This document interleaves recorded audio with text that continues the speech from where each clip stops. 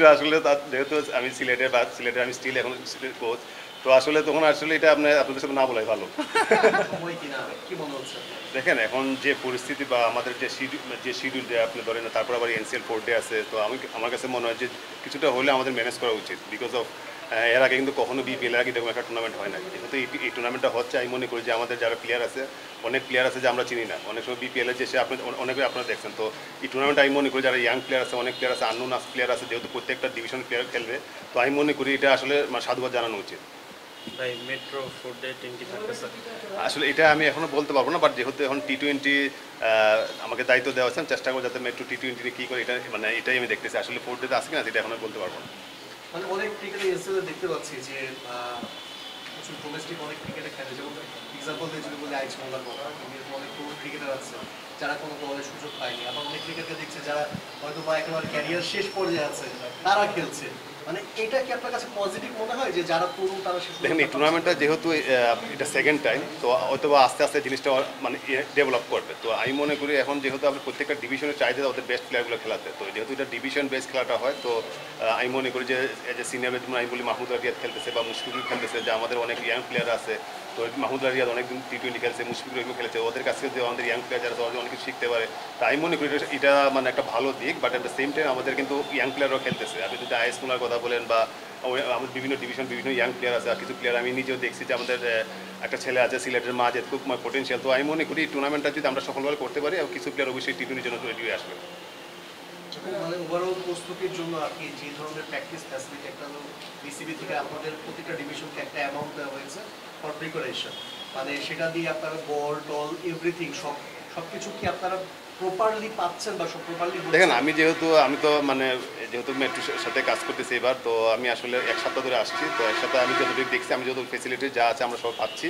তো আমি মনে করি প্রত্যেকটা ডিভিশন হয়তো বা ডিভিশন ওয়াইজ বলতে পারে, বাট আমি মেট্রোতে যেহেতু আছে, মেট্রো সব কিছু মোটামুটি ওকে আছে।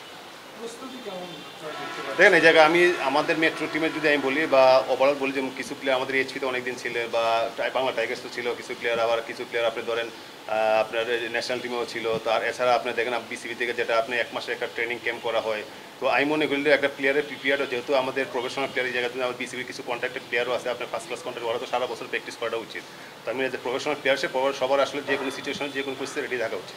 মানে আপনি নিজে সিলেটের, কিন্তু ঢাকা মেট্রোর কোচিং করাচ্ছেন, একটু হলেও কি মন খারাপ কিনা? অবশ্যই দেখেন যে আমি তো মনে করেন আমি যেহেতু সিলেটের স্টিল আমি সিলেটের ডিভিশনাল কোচ, তো এখন যেহেতু আমি তো আসলে অ্যাভেলেবল ছিলাম না, তখন আসলে কোচ আপনার কোচ নিয়োগ হয়ে গেছে। যেহেতু এনসিএল এখন লাস্ট মোমেন্টে আপনার ওই ঢাকা মেট্রোটা যেহেতু একটু কিছু, তো লাস্ট মোমেন্টে আমাকে ইনক্লুড করা হয়েছে।